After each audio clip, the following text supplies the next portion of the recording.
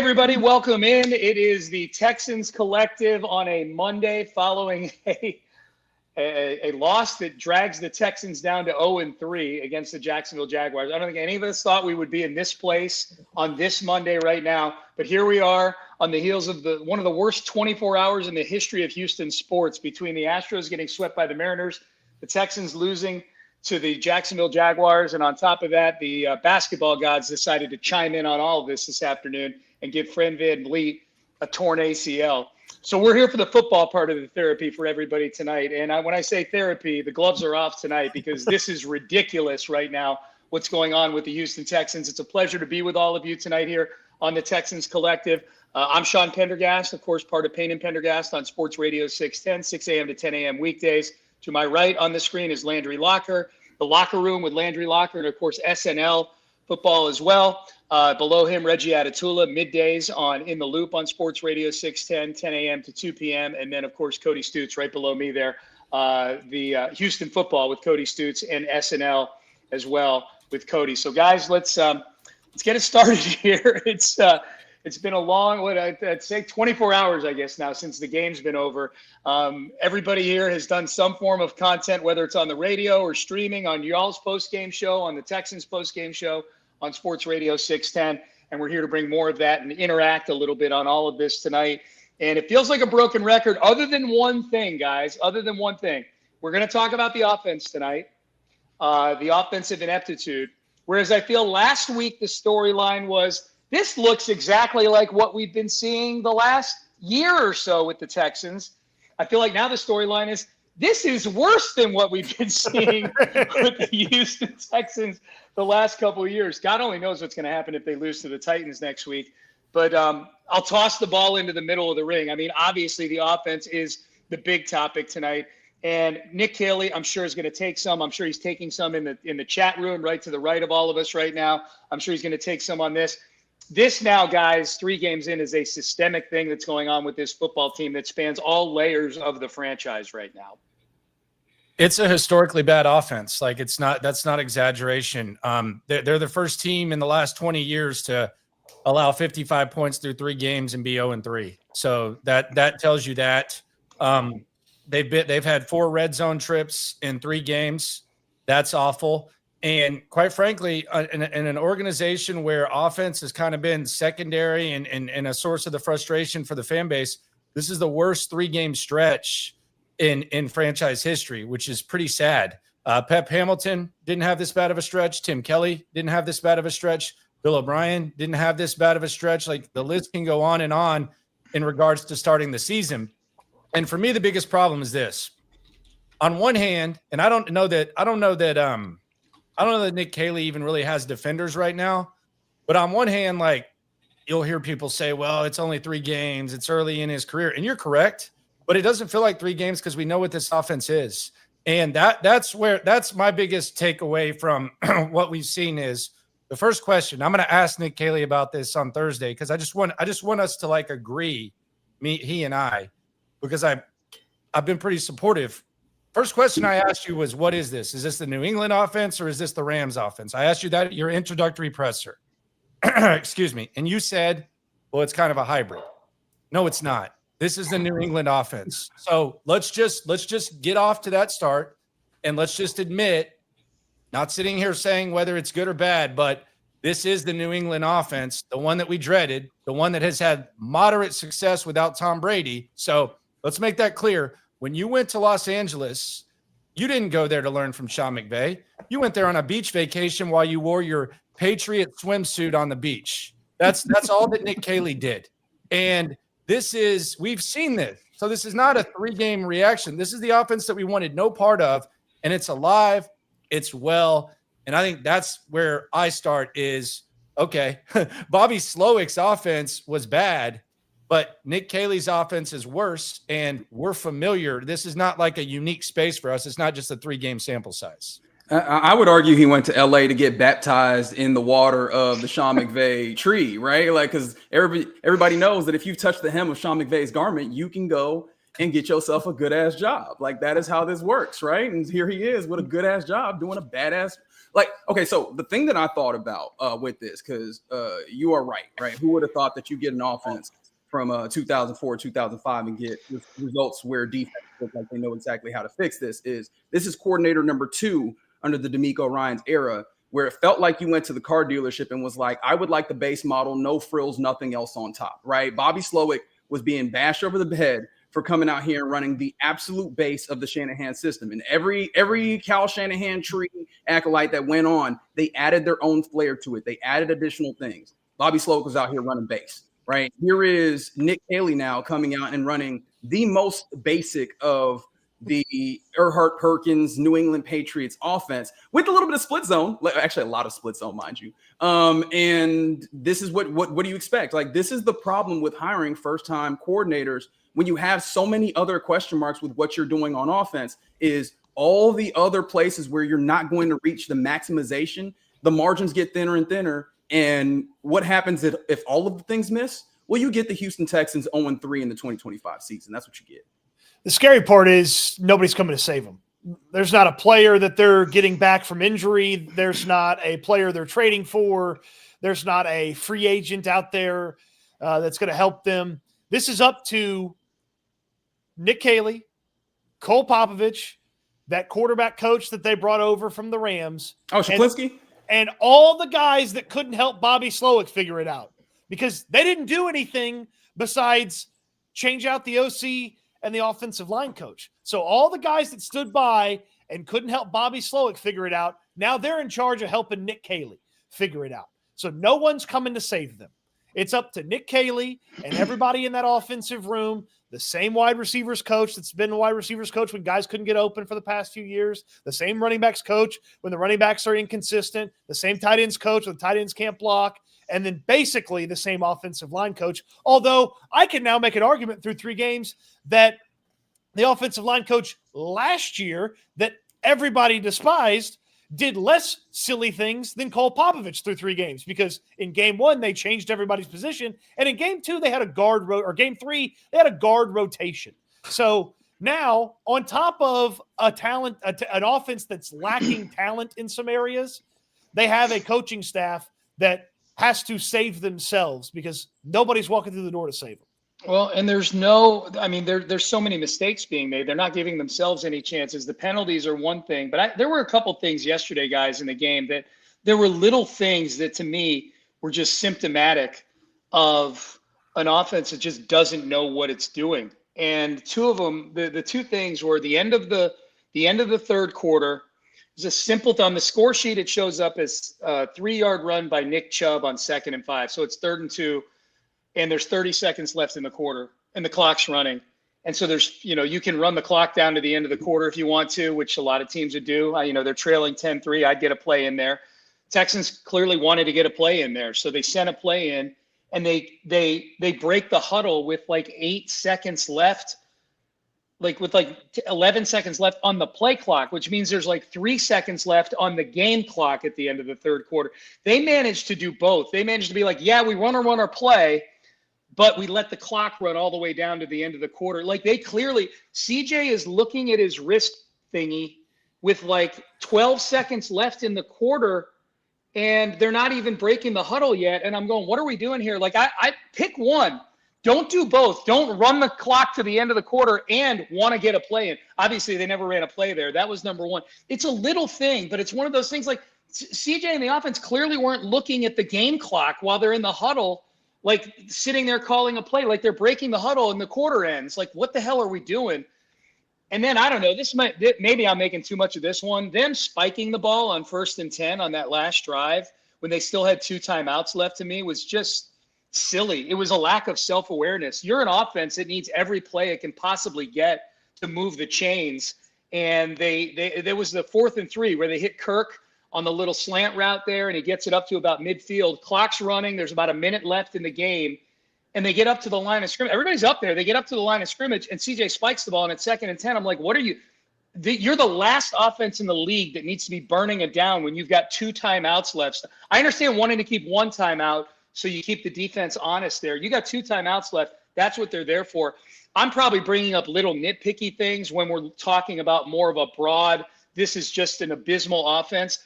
but it gets exacerbated when you're making decisions in game management that make no sense at all, the spiking of the ball, or you're just slow getting these plays in. They wanted to run a play at the end of the quarter and get a play in, and they got up to the line of scrimmage and they couldn't. The clock ran out on them. They had 30 seconds to run a play, and the clock ran out on them.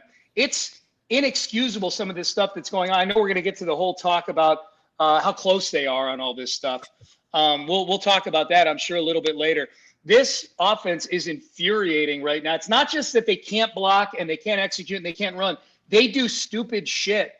They do stupid shit all the time, and it's infuriating. They're not a smart team. And Adam Archuleta made it seem like that CJ interception was just like Brian Flores and Bill Belichick disguised the first one. And it was like, I don't really think that was like, I think that's a throw that CJ would have to make. And he also missed Kirk before the final interception, didn't even give him a chance to catch the ball. That kind of seems to be a theme, but they're not a smart team. And the other thing, Sean, there's a couple of things. First of all, I think like we hear a lot about process over results, and it seems like this coaching staff and this GM is really proud of their process, even when things aren't working. Like they just insist that we're doing everything right. It's not our process. It's just a few things here and there, but God forbid it's the process. But I do watch this game, and like I'm watching Liam Cohen and I watched Derek Stingley come out of the game. Very first play afterwards, Tremont Smith comes in, boom, shot down the field. It was incomplete, but I saw that and I said, okay, this Liam Cohen guy, although he had the blunder at the end where they went for it on 4th and 2, he knows what he's doing. Like he has some sort of a grasp of it. D'Amico Ryans with 2:20 left after a 7-yard gain on first down. Why are you calling timeout, coach? Like we sit there and we talk about like that interception by CJ Stroud. If you have 2 timeouts, you probably running the ball. Like you're probably running the ball and setting stuff up to where you have 1 timeout and you're at the 20 or wherever you are. Because D'Amico Ryans decided to call a timeout after a 7-yard gain when they're going to probably pick up the first down, you don't have that extra timeout. So that timeout is gone. Nico Collins, I know it's easy to sit here and say, well, Nico's fumbled 2-3 times in his career, and Dare Gumbawale, I don't know that he'd even fumbled before. But in that situation, let's just be serious. I don't know if it's as simple as the quarterback saying, hey, protect the football and be sure to protect the football. But it's 4 minutes left. They have 1 timeout. You can make a case that if Nico Collins breaks that tackle and scores or gets inside the 10, he's actually doing Jacksonville a favor. So I don't know what he's really fighting for after that. And the fact that it's happened twice in 3 weeks with 2 guys who don't fumble just tells me there's a lack of discipline on this football team. And I know that they're proud of their process. Maybe they need to perhaps look at the process, because I was listening to the Texans radio D'Amico Ryans interview before I got on here just to see what he said, just to see if it was any more enlightening than the stuff that he threw out at the press conference we read earlier today. And he said something like, yeah, I made it a point on Saturday to show my guys all the positive plays that they made against Tampa Bay. And then we sprinkle in some negative, but I be sure to be positive. They got problems, man. And I think we need to evaluate the ceiling of this year and the ceiling of the way that D'Amico Ryans is doing things. Cause it's not good. It's not fun. I would rather this not be the case, but it's not fun. I wonder too, what's accountability look like in that building? Like when guys make mistakes, like what is it? Because Derek Barnett extended a drive on a very dumb penalty that in the AFC South the previous week had handed the Indianapolis Colts a victory. The Colts lost. One of the Broncos defensive linemen is an idiot. He leverages the guy on the field goal. They get a free play with no time. They win. They turn a loss into a win because of that mistake. Derek Barnett does that, extends a drive for the Jaguars. He's back out there. And is immediately still on the field.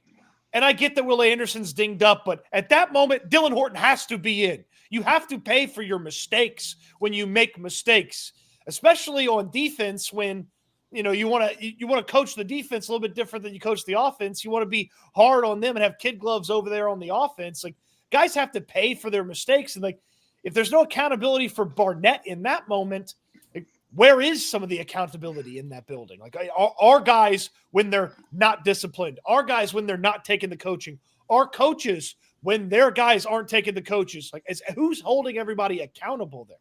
Yeah, and Sean, I just when we talk about accountability, if you need to tell me to STFU, please do, because I might start cussing here, realizing that that's something that's available to us. It's all the little shit, guys.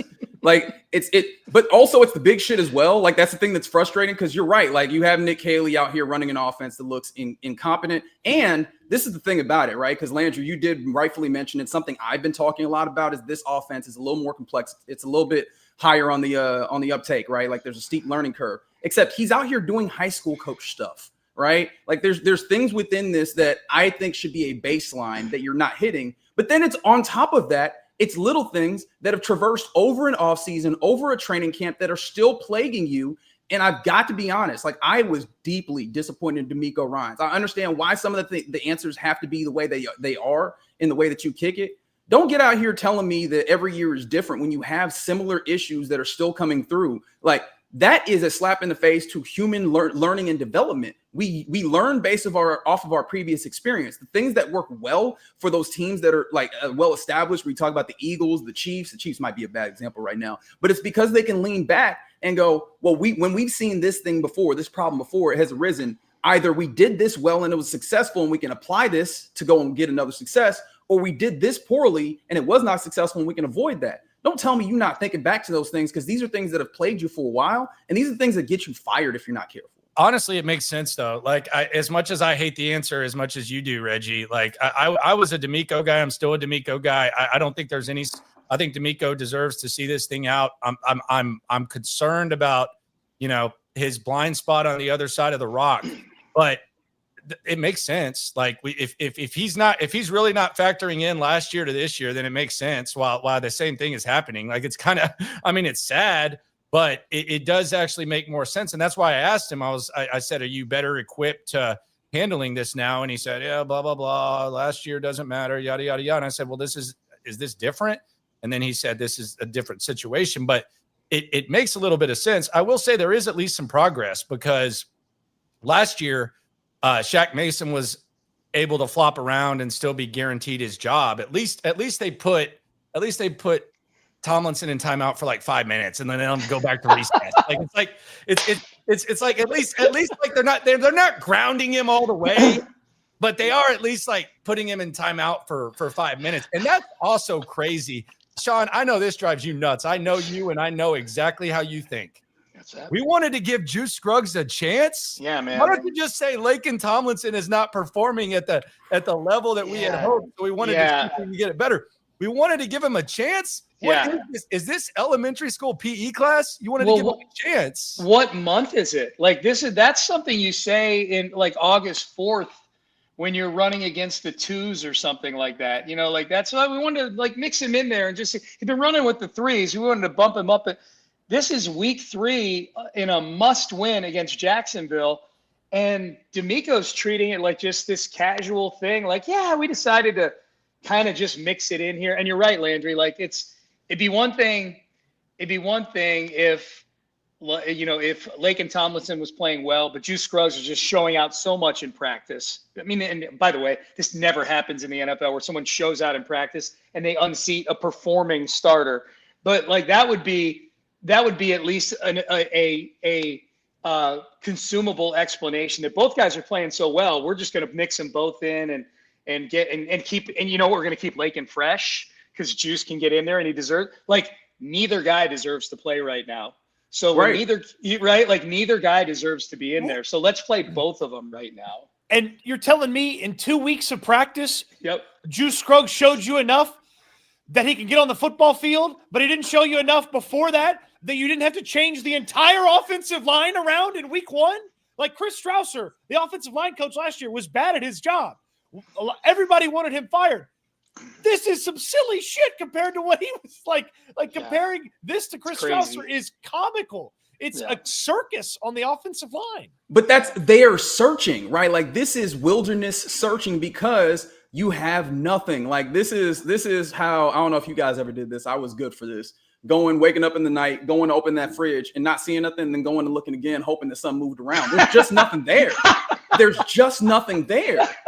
Like, right? Like Yes, thank you. There's just nothing there, right? Like this is some off, and we talked about this in the offseason. You don't have the talent there, and so you're just gonna move some things around and see if eventually something shakes, but nothing is there. No. Whose fault is it there's no talent there? I wonder if they had an opportunity to fix that in the offseason. Yeah, well, Who could ever know? How are we ever going to know? Yeah. Well, I mean, and we'll talk about this. I mean, like, yeah, there's blame to be doled out at every layer of this thing, from GM to head coach to coordinator to assistant coach and everything else. Real quick, just a comment. This is from Genesis. Sean, you're drinking. Is it that bad? No, it's just the Yingling flight. That's all it is. It's just I'm not heavy drinking or anything. You said no, but you are drinking. I am drinking. No, and that won't be my last one either. So maybe it is that bad. I don't know. For sure, sir. Now, everybody on your Texans Collective bingo card, go ahead and fill the space in. Shameless Sean plug. We need to start doing those. I like that idea. I also have my Tumblr with my shop is John Deere. Why do you have so much product next to you? Because I'm Sean F. and Pendergast. All right. All right. So with that in mind, faith in fixing the offense. Okay, I think I see everything I need to see. Cody bowed head, shaking his head. Reggie, Landry stone-faced though. Landry might have ideas on fixing this offense. I don't know. What is your faith in fixing the offense right now, guys? I have faith in fixing the offense to being like a mediocre offense. And I think a mediocre offense would be enough to win some games. As far as taking the next step and elevating the offense to the caliber that they had hoped post Bobby, I have very little hope for that. I think it's a combination of personnel and scheme. And I mean, quarterback, if we're being honest. But as far as like maybe this offense getting mediocre to where if the defense starts making a play here and there, they can find some ways to scratch and claw some wins. I have confidence in that. So I've adjusted like to more around, maybe you could long shot fight your way into wild card contention just because you do have a really, really good defense. But as far as like the highest, like optimum level, I would be dumb to believe in that. I would love to see it, but I would be dumb to believe in that. Funny enough, I, like Landry, do have faith in this offense getting better, right? In these 3 weeks. And I imagine that there's going to be screams hauled down at me as soon as I get this out of my mouth. We have seen Nick Haley learn a few things. The problem is he just started at such a rudimentary place. Like, it feels like he's learning how to be an OC off of YouTube University right now. And eventually he will pick more things up and implement them. But at what time? Because you started in this place where you have had real expectations of what this team could be. I think this could be a bona fide offense. I hope that some of the people who actually have more experience in this game can actually add into the process in a way that Bobby Slowick seemingly didn't allow them into. But again, at what point? Week 8, week 13? When does that actually start looking like a bona fide professional offense? And is it far too late for you to get some done, especially when you haven't created any margins by losing all the games that you even got anywhere close to? Their ceiling feels very similar to, I don't know, a team that could be like 19th in scoring and 26th in yards per game, which is exactly what they were last year. So it's not great when your ceiling is Bobby's offense. And they made a change to get rid of Bobby's offense. And my faith is centered around the fact that how much worse could it really get? Famous last words. The slump busters coming up with the Tennessee Titans. They're going to give you opportunities. How much worse could it really get? It's got to get a little bit better. One would think. Well, look, they have Baltimore the week after. Baltimore's not been great defensively so far. We'll watch them tonight on Monday Night Football and see what that looks like. But after the bye week, it's Seattle, it's San Francisco, it's Denver. I mean, those are good defenses. It's not going to be easy. Just for the sake of fun, I put into my phone on YouTube how to be an offensive coordinator on YouTube. There's one here, how to develop as an offensive coordinator. There's one that says call more TDs. Yeah, look at call more TDs. It keeps going away when I hold it up. 3 simple ways to become a better offensive coordinator. This is a good one for Bobby. 10 tips for a first-time offensive coordinator. There's a lot you can get from YouTube. Like, I learned how to fix a garbage disposal. If I can look, dude, when I talk about like degree of difficulty, if I can learn how to fix a garbage disposal on YouTube, Nick Caley can definitely learn how to coordinate an NFL offense. I promise you that. Here's my thing with all the like where we want them to be. This is the most frustrating part for me, is that the narrative for me going into the season was, hey, if the offensive line can just be average, then I think this can be a really good offense. You know what I mean? Like if they can just be 16th on the offensive line, then sky's the limit for this offense. Now it's completely reverted to where the offense is just this one big collective inept blob. And I'm like, if the offense can just be 22nd, like on the cusp of the middle third, then the Texans can be 9-8 this year. Like that's where we're like, I've completely divorced myself of specific things within the offense that can affect how the ceiling is blown off of the offense. And now I'm just like, just don't fuck it up. All right. Like just be like 21st on offense and let the defense start to turn some teams over and do what they do. And then let's see what 9-8 gets you in this. Let's see where you got to travel on the road at 9-8. Because it looks like the Colts are going to win 13 games this year, the way it's going right You know what I think might have been like a blessing for the Texans, like because there's been a lot of talk about drink close, the word close. If the Colts would have just caught that pass in 2023 and the Texans would have lost the division, I think it might have been good for them in the long run, because I think that kind of propelled CJ into the offseason that I think he regrets, and he's definitely regretting now. It kind of made him make like that media tour. I think it kind of made the Texans kind of satisfied with winning the division. I think it kind of blinded them to just how the Colts were closer to them. By the way, Shane Steichen now has more regular season wins than DeMeco Ryans, and he's a drop pass away from having as many division titles with Gardner Minshew as he has with CJ Stroud. So think about that. And it just kind of blinded you to where you almost like thought you were looking up and you were closer to the Chiefs, Bills, and Ravens than the Colts were to you. And I just think it would have been like a decent dose of reality, because I think close works both ways. It feels like there's like a tendency to really, really get real high when they win. And then when they lose, there's almost like a justification about we're close. But I think it kind of works both ways. And I think in a crazy way, you look at that win, I think in the long term, they might have been better off had the Colts found a way to win that game and maybe hand them a little bit of early humble pie. I'd really love to be like, I think you're inherently wrong. I think that there's some validity in that. But I do wonder if this hubris is just innate, because it comes through a lot of different places. And sorry to keep going back to the well, but it's the low hanging fruit. How do you come out of an offseason with a position that you know that you can only fix in the offseason and don't fix it off the strength of, we'll just coach it up? Like that is inherently, we make fun of coaches in the NFL for doing that. I can fix them. I can coach them up. You went and got dudes that have not been good in their last stops.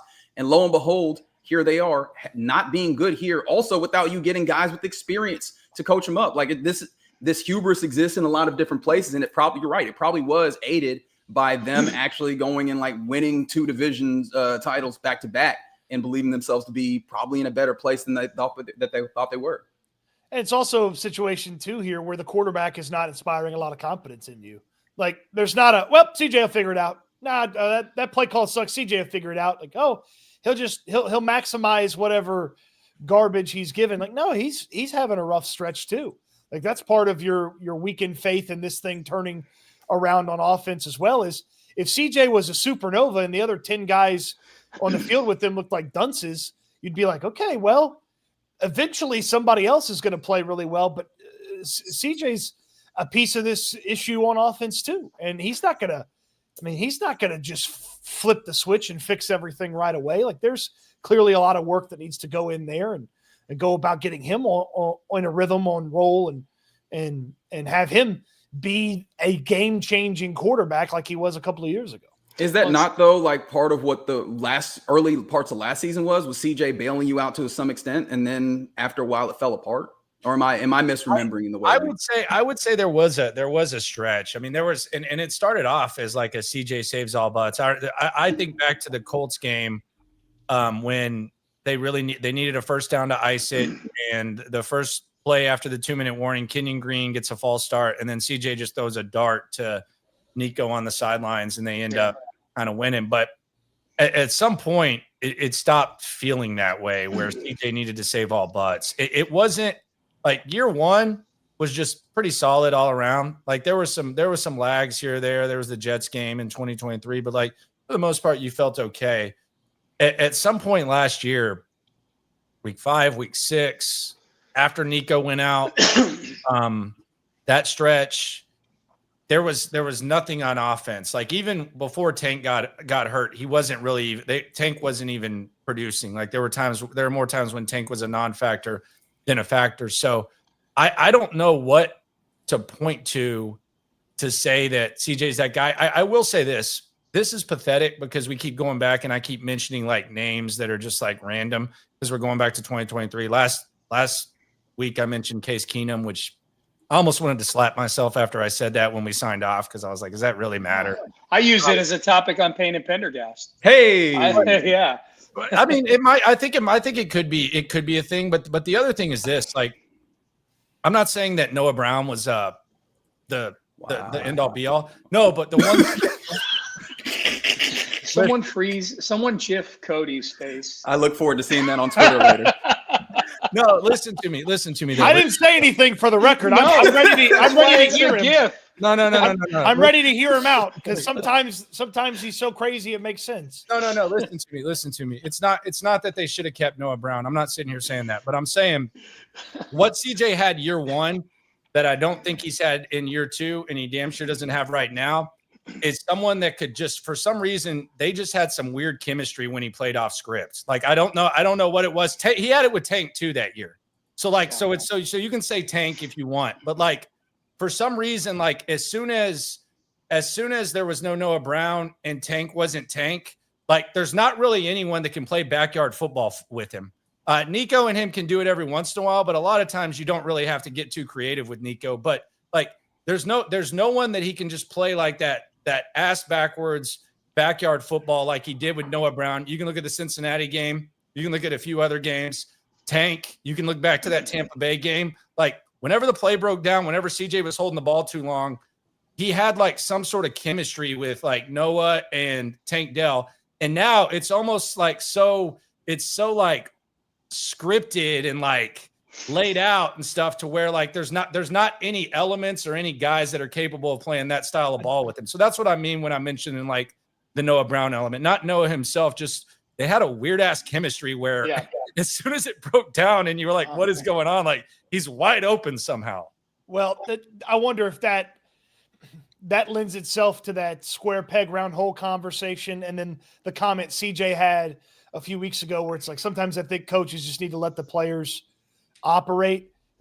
It definitely felt like, you know, CJ had the rookie year and then Bobby wanted to flex the muscles of like, oh, well, we're going to run this offense. It's going to be even better. Like I'm going to show everybody that this isn't just, you know, we can do better than Kyle and what San Fran's had it. And then it didn't work out. And CJ didn't look like he was bought in or believed in it. And yeah, you're right, Lynn. So anything that was a part of the greatness from 2023,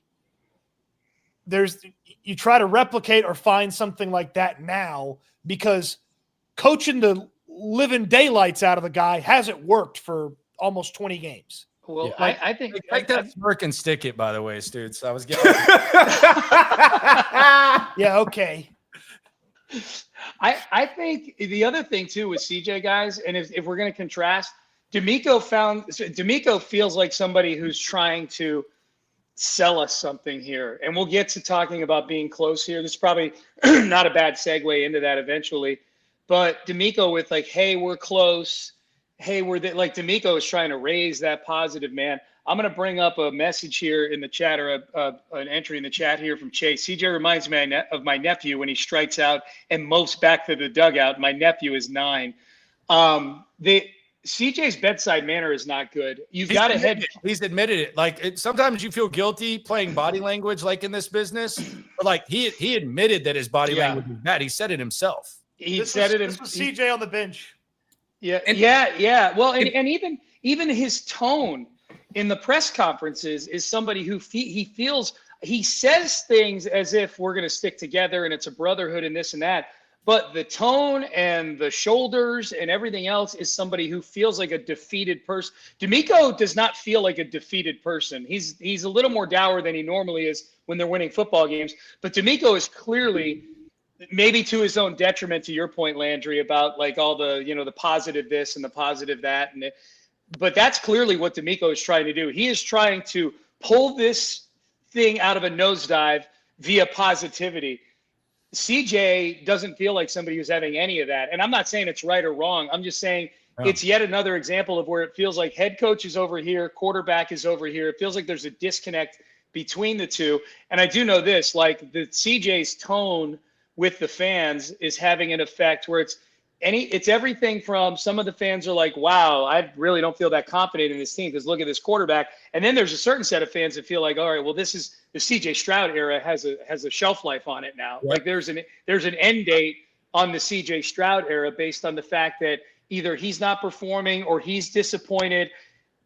And let's not ignore the fact that he's got the same agent that wanted to get Deshaun Watson up and out of here. I don't think that's irrelevant in all of this. So I think that's a really interesting part of all of this is where this whole season feels like a disconnect between head coach and quarterback to some degree. The most obvious thing is right there up in our face, which is the way these two guys act after these losses.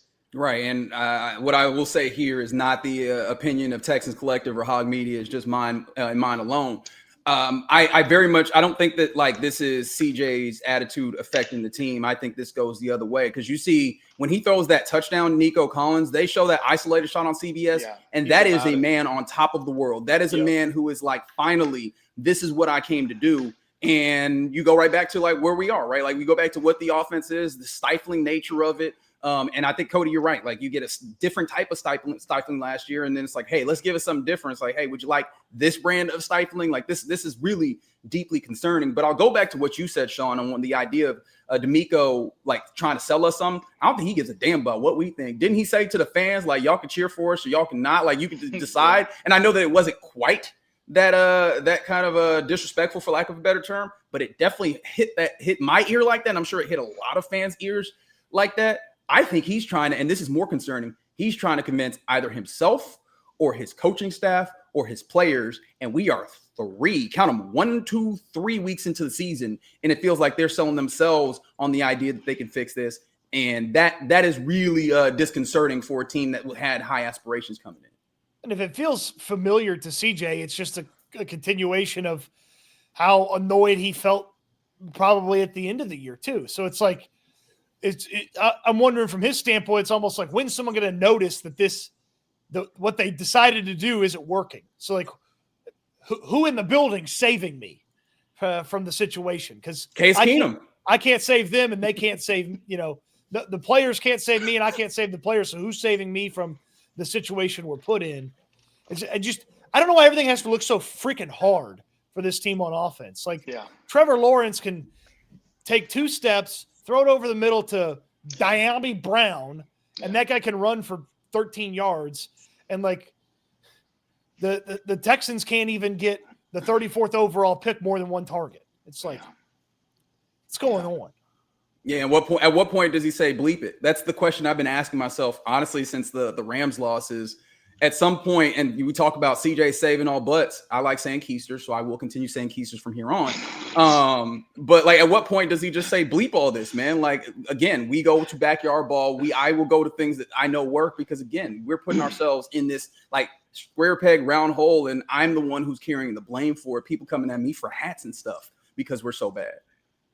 Yeah, and we've seen the good version. That's the other thing. Like, it's not like, CJ was a rookie last year, so we've seen the good version of it. So we kind of know what the unhappy version of it looks like. Look, if CJ and a lot of people have said it, it's not just like a random thought. Like, if CJ, like Deshaun, decides he doesn't want to be here anymore, then okay, that's cool. I mean, maybe you get to start over, and it's not ideal, but we'll see what happens there. But the reality is the surroundings haven't been great, but he hasn't been great either. And I think that a lot of times it's how you act whenever things aren't perfect is more symbolic of what you want a franchise quarterback to be. So I'm not sitting here saying he's got to just be Andrew Luck and, get beat out of the league or anything like that. But it's very apparent that CJ is not happy, and I can understand why, but it is that he's not playing as well as he can, even with the surroundings. So that's as much of a problem as anything. I think you take any of the top 10 quarterbacks in the league, and he's definitely not one of those right now, and you put them in the situation he's been in and what he has really needed to do. Like, it's not like they need to they're asking this offense to score 30 points. I don't think you're winless. So I think there's kind of like a two sides to the whole CJ thing. Well, and I'm going to throw this up here too from Johnny. How is trading Tunsil correct? It does feel like 3 weeks in, especially given how Ariante Ursary struggled so badly yesterday against Josh Hines-Allen, particularly the last play where he allowed the ball to be tipped off of CJ's hand. It ended up ending the game with the interception there. That we've started to get now referendums on the Laramie Tunsil trade to the Commanders. Where are we at on this, guys, 3 weeks in, as far as is this just way too small a sample size? Are we feeling like they shouldn't have done this? How are you guys feeling on the Tunsil trade, given how the Texans offensive line, and particularly Ariante Ursary yesterday, struggled so badly? I'm fine with it. I mean, I think they needed to do it. I think eventually when you have good players, you're going to have to make tough decisions and let good players go. I don't think Larry Tunsil necessarily made the offensive line better. So, I mean, you can almost make a case that the offensive line's better right now than it was on the back end of last year. So I expect Ariante Ursary to have some struggles. I think it would be insane to not expect it.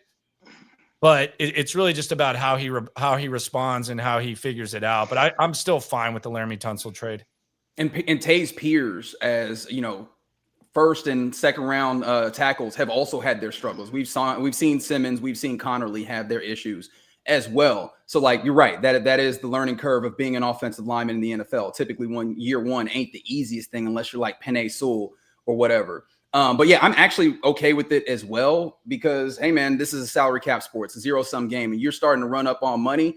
I like the thought process. I don't like the execution because, again, you got to come back around on the other side of this and actually utilize this. And, I mean, this could have easily been a 2-for-1 type situation where you have two experienced offensive linemen to help rather than Laramie Tunsil. Like, they just didn't execute on the other side. I don't think that makes the initial idea of moving on from Laramie Tunsil, a man who people were trying to run out of time anyways for all them yellow flags that was on the field before. Yeah, they had a 4 offensive line problem and they turned it into a 5 offensive lineman problem because they didn't solve anything else. They didn't significantly solve anything else. Left guard is almost as bad as it was last year.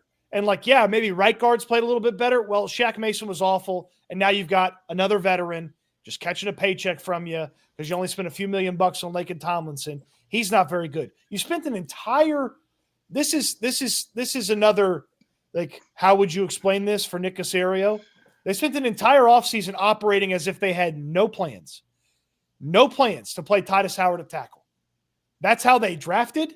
That's how they operated. And then suddenly he ends up as the best right tackle on your team. How does that happen? How do you get that so wrong that not only is he the answer, which affects another position, you didn't have somebody ready to take over in case Blake Fisher wasn't ready after Blake Fisher showed you basically nothing last year, after you whiffed on the offensive lineman that you drafted the previous 2 years. So it's like yes, Tunsil would be better than what they've put out there, but they didn't fix the other 4 spots either with their situation. Well, yeah. the other thing that I think is just hilarious when you look back at it, and I know y'all have him on, Sean, but Casario's arrogant attitude about this whole thing throughout the offseason was pathetic. And it's not as pathetic as how he assesses offensive linemen from every level, but it was pathetic and embarrassing. The way that he said there were no wholesale changes. Well, maybe there should have been. You did change the coach, and you had the offensive line, and then saying if we're not worried about it, then you shouldn't be worried about it. When he was at that season ticket thing, buddy, if you're not worried about it, I'm even more worried about it because you don't know crap about offensive linemen. whether it's drafting, whether it's signing, whether it's giving contract extensions. Like, Nick, like, I like you and I like interacting with you and I like that you're candid, but you need to evaluate yourself, brother. Like, all around football, if a guy at the top can't do something, he brings in a new coordinator. He brings in a new position coach. You need to really do whatever the equivalent of that is when it comes to the offensive line and figure it out, because whatever your process is that you're so confident in, you need to get rid of it because it sucks. It's terrible. Yeah. It's holding this team back. It's making your quarterback miserable, and it's not allowing the team to progress. So Nick Caserio should have zero confidence at this point. Hopefully he at least now doesn't with the offensive line thing. But the way that he handled that and the way that he talked about it and stuff was just, it was insanely delusional and extremely arrogant. Yeah. A question I always used to ask myself when Rick Smith was the GM was like, is it possible to get a GM just for the quarterback? You know what I mean? Like, just the first round, just let him pick in the first round and get him out. Just like a GM who handles that portion of it. Rick was amazing. Yeah. Right. And I feel like that's the question that I'm asking now for Nick Caserio with just offensive linemen. Can we get an AGM that just handles the offensive line acquisitions? And then you'll probably be all right with what you're doing here. Everybody keeps getting promotions over there too. They've been, this guy's the assistant GM. He's been here since watching the O-line suck for all these years. This guy's getting a promotion. He's been here watching it. Everybody get promotions over there. It's not just like it's not just he looked at 2023 and was like, well, this line's not very good. Better get it ready for 2024. No. He started putting all the pieces together in 2022. It was bad in 2023. It's bad in 2024. It's bad in 2025. Yeah. It's not like this is a 1-year sample size or 2-year sample size. No. And I think if I had to go back and look, if we're doing an autopsy on this whole thing, like, I think probably heading into 2023, he thought we got this figured out. We got Laramie on the left.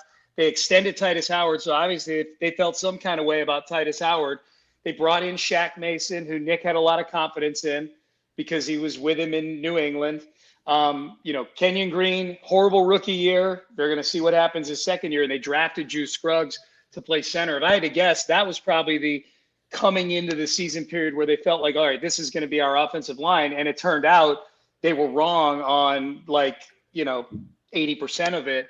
And so, he has not done a good job picking offensive linemen in the draft. There's no question about that. The season ticket holder, the season ticket member event is an interesting thing because I wonder if that's something like a pep rally where you're somewhere and you say things and you're like, all right, I'm not going to go deep on the offensive. I'm with a bunch of season ticket holders. I don't want them to walk out of here with a deep dive analysis on the offensive line.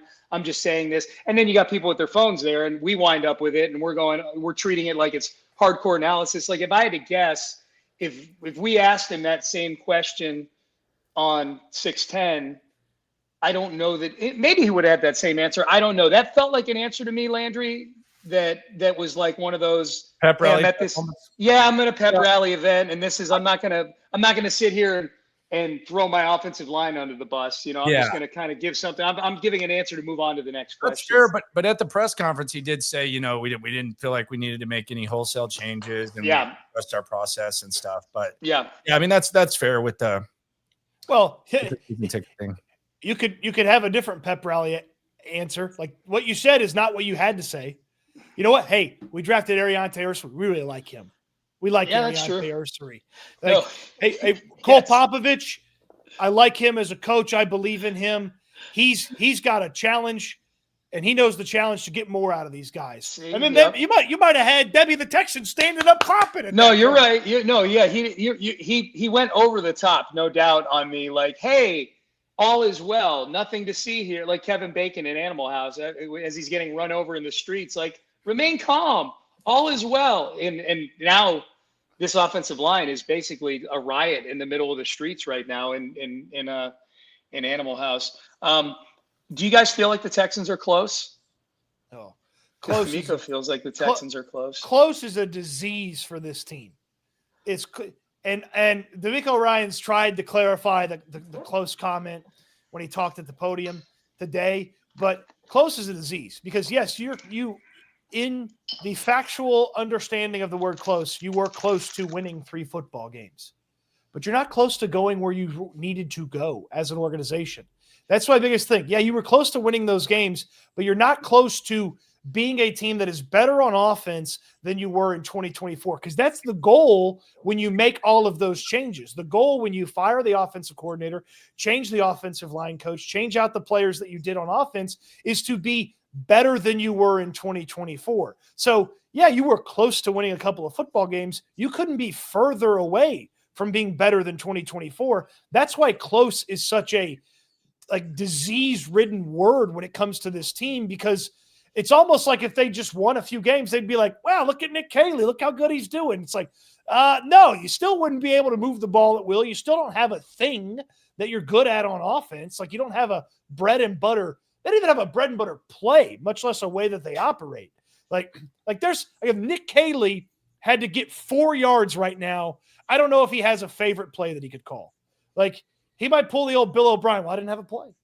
It's like, close is a disease for this team that needs to be eliminated from their vocabulary. Yeah, close is a relative term, but here's the thing. I'm going to play devil's advocate here. Let's say maybe that they actually are close. Are you capable of getting that last step over to where you need to get, right? Whether you're close or not. Because again, I will come back to the fact of the matter, which is a lot of these issues are the same issues that you've had a good amount of time to fix that remain unfixed. So if I got a car that break down, which has happened before, like a few paces away from the gas station, it don't matter how close I am. I ain't got no gas. This car's not going to move. I'm not getting to where I need to go. And ultimately, that's kind of the thing that's more scary for me about the Texans. They can be close as hell. They are not fixing these issues. Tackling is one of those things that I believe in this defense.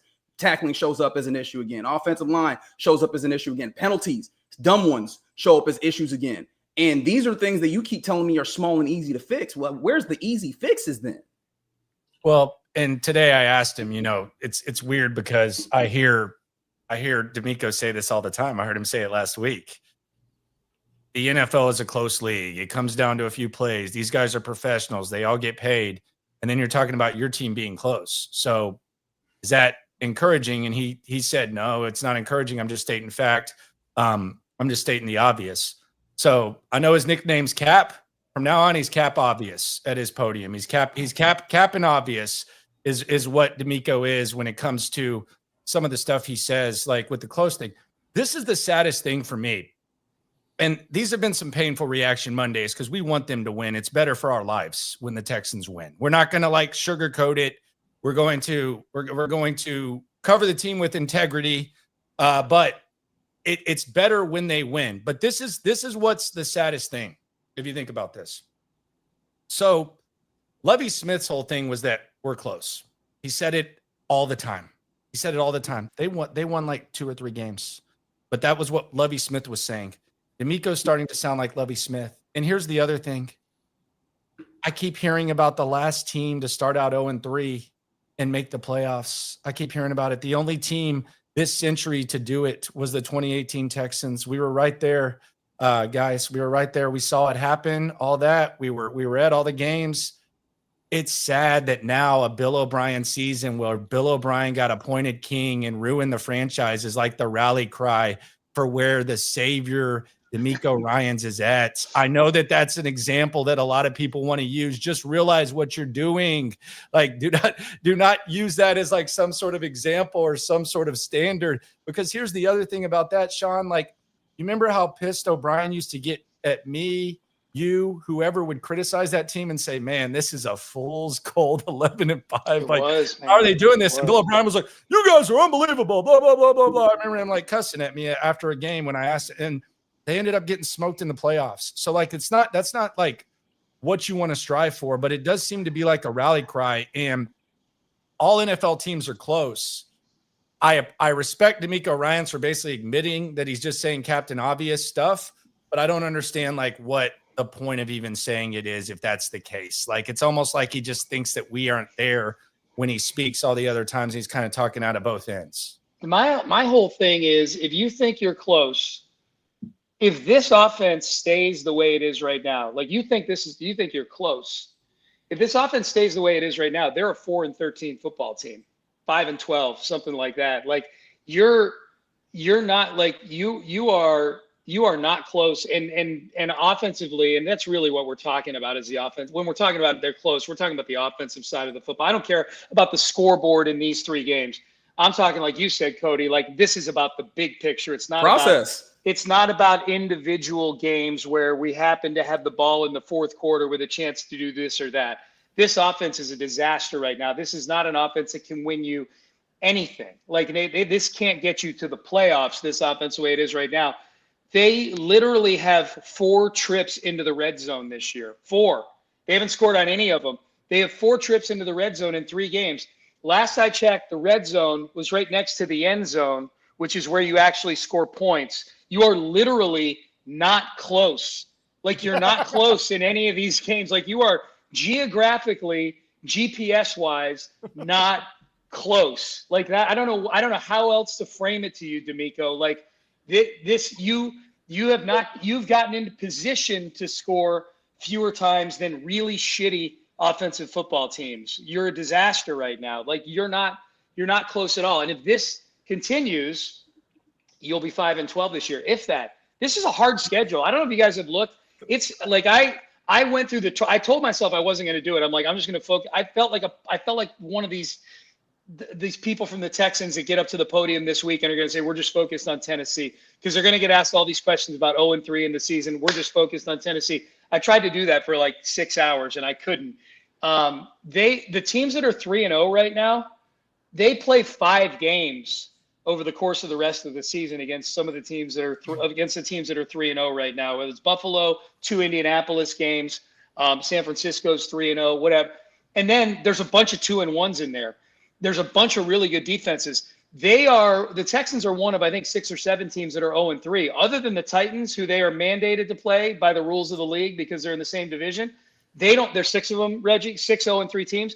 They play the Titans because they have to. They don't play any of the other 0-3 teams. So they don't have any of the shitty teams on their schedule. They got a bunch of the good teams on their schedule. And I know it's only 3 games. And in a month from now, we'll look back and laugh that we were talking about the Colts like they were something or somebody. Like, some of these teams are going to, their water's going to find its level with some of these teams. But it ain't looking good right now in terms of just who they've got to play, especially in the near term here. Like they better be close. They better be close on offense because they've got some tough tests coming up. Just to add on to Sean's point, they're the only team in the league that has an opponent strength of schedule over 60%. Yeah, it's hard, man. Yeah. And I think, Colts, like even if let's say that the Colts are a 9 or 10 win team, like they're not a 14 win team. They're not a 13 win team.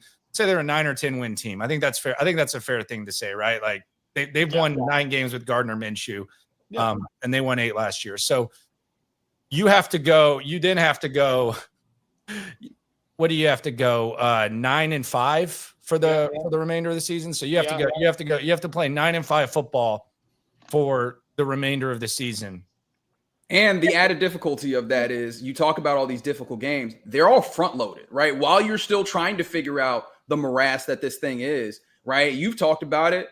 Ravens, Seahawks, Niners, Broncos. That's all front loaded. Like there ain't no breaks in there for you to get your bearing outside of your bye week. All the easy stuff is maybe on the back end when the season might be dead and gone. Yeah. I don't even know how easy it is. I mean, the Cardinals are 2-1 right now. You play the right. The Chargers are week 17. They're 3-0 right now. That's one of the 3-0 teams. And Justin Herbert looks like every barb that I threw at him in the preseason, I look like a dipshit right now because Justin Herbert looks like an MVP of the league right now. At least you didn't back this OC. I don't think I did. By the way. Yeah, Cody was a big Caley guy. Yeah, by the way, there's some rumblings. My sources tell me that the creator of the offensive coordinator list last year, 30 names. It's the most in-depth list that we've ever seen. He's already started working on another list. I wasn't supposed to put that out there, but that's just what my sources have told me, that another list is being created. Is that too shocking when you consider how bad it's been? Like, I mean, they probably should have another list ready to go if we're going to be honest. Like, if you have high school level offense, yeah, I think that might not be the worst thing in the world. Let Nick Caley come and put that list back in your desk. Cool. But right now, I got to know. I didn't mean to put it out there, Cody, but and you know what? If it's week 15 and he sucks like Bobby did, I'll publish it early. Yeah. I'll publish it early. If the Texans decide to fire Nick Caley, these are the 38 names they should look at. Mike McDaniel. You just made the list. he's there. Oh yeah, he might be at the top. Oh, dude, he might be available by the bye week. I mean, he might. Honestly, could they do what the Packers did, where the Packers brought in Robert Saleh and he was like a defensive assistant? Yes. Like when they fire Mike McDaniel out of Miami. God. Would they just switch the entirety of the offense on the dime? Actually, as I say that, is that really going to be that bad, all things considered? Who cares? Yeah. Let it go. But the best part is they're going to sit there. They're going to beat the snot out of the slump busters coming into town on Sunday. And there's going to be someone that wants to puff their chest out about the offense getting going. And we're going to have to sit there and be like, really? Really? Let's see how it does in Baltimore, Maryland next week. Oh God, I hope that's the case. I hope next Monday we get to talk about chest puffing. That would be beautiful. No, they need to win. They need to win badly. They need to win. They need to win. All right. So final thing, guys, before we wrap it up, your thoughts on the Tennessee Texans, a 7-point favorite against the Tennessee Titans, which I guess inherently means they're going to need to score at least 8 points to cover the spread. So I'm dubious about that. But regardless, thoughts on the Titans and the Texans coming up this weekend? I mean, you have to win this. I don't know what the consequences would be. I'm not going to sit here and say, like there would be the last time, like we keep talking about the last time a coach started 0-4, someone he got fired. D'Amico's not getting fired, but I mean, like what will the consequences be if they start out 0-4, especially with the Titans? There's got to be something that has to give, and they have to definitely figure something out. So this is I know a lot of people roll their eyes at must win. I thought the last game was a must win. This is definitely a must win, or else the sky will be falling at an extreme level. Yep. Yeah, I mean, look, and obviously for their own sakes, they got to win, but bleep them. How about me, right? Think about me. I would like to talk about a fun football team. And also, I would like to no longer be embarrassed in front of the hoes. How about that? Like, can you do that for me out here? Like, I was legitimately sending text messages to a friend of mine who's in national media who had said the AFC South was open. And I was like, nah, dog, that's crazy. I'm out here looking crazy right now. Think about me right now. How about that? Like, if you ain't going to do it for yourselves, do it for me, because I deserve it, at least. Do the rally cry. Last year it was do it for Miss Amy for the Titans. This year it's do it for Reggie. Please. Do it for Reggie and the host. This is embarrassing. And also, like, it can't just be a win. Are you really going to get out here and be worse than Brian Callahan? Oh, that dude looked like a buffoon last week. Reggie wants a cover. He wants a cover too. That is one of my biggest fears about Sunday. Is it's one of those where they win and they won because the Titans outsucked them in that game, just like they did against the Jaguars yesterday, where they were the worst team and they sucked more than the Jaguars did. That'd be the fear, is they get the win only because ain't no Tennessee fear, Titans, brother. No style points. Just get the dub. Y'all want style points? Just get the dub. I don't care if it's 3-0. I don't care if it's 2-0. And it's the same. Just get the win. Just move on. I care. I'm sorry, I care. You're right. No, we just need a W. But the thing about it is talking about outsucked. You almost got outsucked and still lost last week. Yep. Hey, what's the word for a word where it's spelled the same going this way as it is palindrome? Palindrome. I knew Reggie would know. It's like my last name. Like they need to win. Oh, that's true. I never noticed this. They need to. Oh yes, dudes. Okay, my second favorite palindrome. They need to win this one for our favorite palindrome out there. They need to win it because I imagine she is pretty pissed off at 0-3. If it goes 0-4 and the loss is to Amy Adams' stanky leg, that's going to be there'll be hell to pay for that. So they got to win this thing.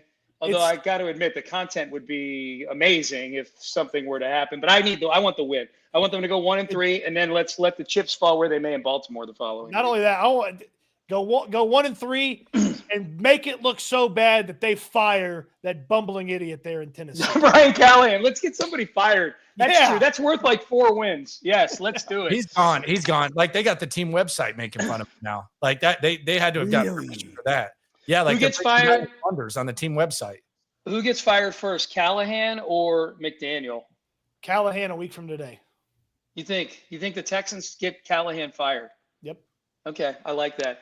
I've got them both in the Payne and Pendergast coaches death pool, so I'm fine either way. I've got Callahan and McDaniel. Yeah, You're set. I'm good. Yeah, no, it's like a March Madness, and I've got like 2 of the 1 seeds going into the Final Four. I'm great, fellas. I enjoyed this as always, man. This was a whole lot of fun. We'll be back at it next Monday. I like being back on the Mondays at 6 p.m. Give us a follow, a subscribe, I should say, on YouTube. Leave a like for us as well. Give us a follow on all of our social media platforms. And, of course, obviously listen to all the content that the 4 of us are putting out there, 6 a.m. to 10 a.m., weekdays on Sports Radio 610. Landry Locker with the locker room. You see the neon sign in the back right there. He basically does his show from a honky-tonk that he's got in his house right there. The Locker Room with Landry Locker, Houston Football with Cody Stutes, and collectively Landry and Cody on SNL. Great job covering the Houston Texans, and Reggie Atatula. Great job on middays on Sports Radio 610, 10 a.m. to 2 p.m. Gentlemen, this was fun. Do it for me. The hoe train. And the hose. Yeah, do it for Reggie. Do it for the Godfather. Do it for the Godfather, Reggie Atatula. Let's now, go. Reggie, would you sacrifice this win for these hoes? All right, boys. I'm about to hit this here end stream button. Hey, everybody in the chat, we appreciate you guys participating. We appreciate you guys listening. I think we might have touched that 300 number tonight. So we keep going up and up and up here.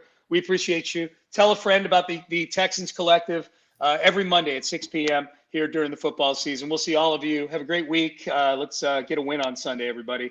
End stream now.